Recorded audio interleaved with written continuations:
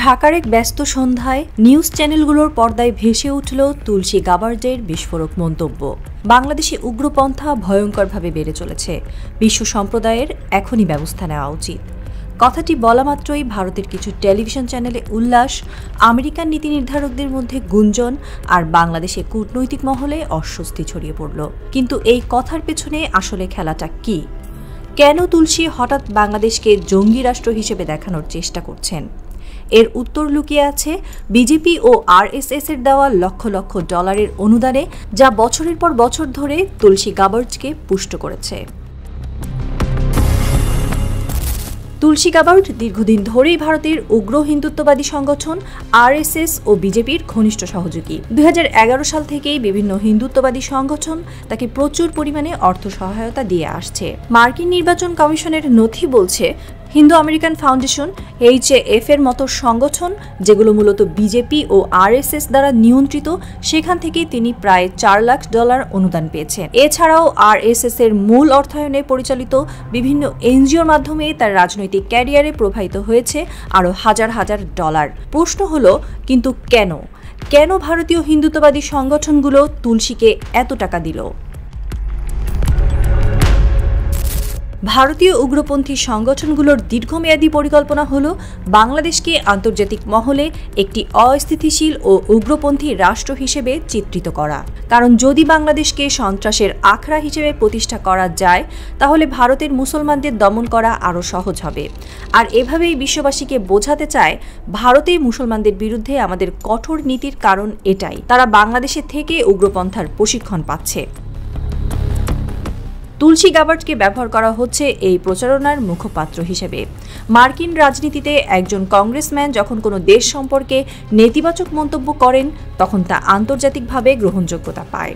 আর তুলসী যেহেতু আমেরিকার প্রথম হিন্দু কংগ্রেস ওয়ামেন, তার মুখ থেকে বাংলাদেশ সম্পর্কে জঙ্গিবাদী তকমা লাগানো হলে পশ্চিমা বিশ্ব তা সহজেই বিশ্বাস করবে।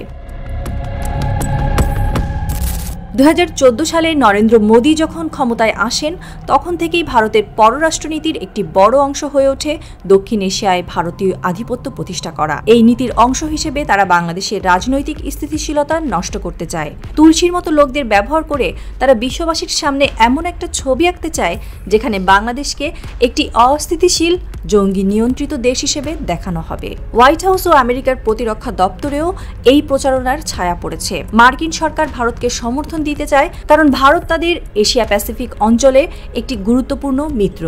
তাই যখন বিজেপি আরএসএস এর পৃষ্ঠপোষকতায় তুলসী গাবার্ড বাংলাদেশের বিরুদ্ধে প্রচারণা চালান, তখন আমেরিকার নীতি নির্ধারকদের কেউ কেউ তা গুরুত্ব সহকারে বিবেচনা করেন।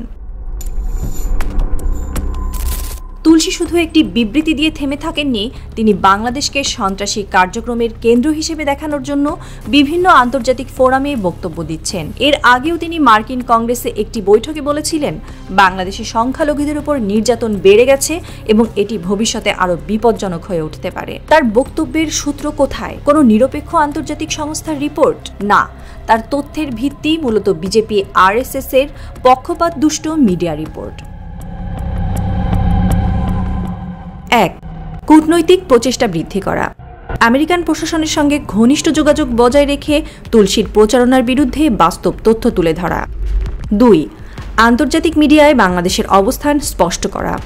বিশ্বের বড় বড় গণমাধ্যমে প্রতিবাদী বক্তব্য প্রকাশ করা। 3. বাংলাদেশি প্রবাসীদের সংযুক্ত করা, বিশেষ করে আমেরিকান বাংলাদেশিদের মধ্যে তুলসীর অপপ্রচার রুখতে ক্যাম্পেইন চালানো। 4. বিশ্ব নেতাদের সঙ্গে কৌশলগত যোগাযোগ, বিশেষ করে চীন, রাশিয়া, তুরস্ক ও ইউরোপের দেশগুলোর সমর্থন নিশ্চিত করা। ঢাকার আকাশে তখন সন্ধ্যার ছায়া ঘন হয়ে আসছে। রাস্তার ল্যাম্পপোস্টগুলোর আলো ফিকে মনে হচ্ছে, আর কূটনৈতিক মহলে যেন অদৃশ্য ঝড় বইছে। তুলসী গাবার্ড বিজেপি আরএসএস এর টাকা খেয়ে বাংলাদেশকে জঙ্গি রাষ্ট্র বানানোর চেষ্টায় মেতে উঠেছেন। আর দিল্লির কোনো অন্ধকার ঘরে বসে কেউ সেই ষড়যন্ত্রের পরবর্তী ধাপ সাজাচ্ছে নিখুঁত পরিকল্পনায়। অন্যদিকে ওয়াশিংটনের কোনো কনফারেন্স হলে পশ্চিমা কূটনীতিকদের কানে তুলসীর বক্তব্য তুলে দেওয়া হচ্ছে যেন এটি এক বাস্তব সত্য। প্রশ্ন হলো, বাংলাদেশ কি এবার প্রস্তুত? এই অপপ্রচারের বিরুদ্ধে লড়াই করার সময় কি এসে গেছে? ইতিহাস সাক্ষী, যে জাতি তার বিরুদ্ধে চালানো ষড়যন্ত্রকে মোকাবেলা করতে জানে সে জাতিই টিকে থাকে। হয়তো সময় এসেছে বাংলাদেশ তার কূটনৈতিক অস্ত্র সানিয়ে সত্যের আলোয় এই ষড়যন্ত্রকারীদের মুখোশ টেনে নামাবে।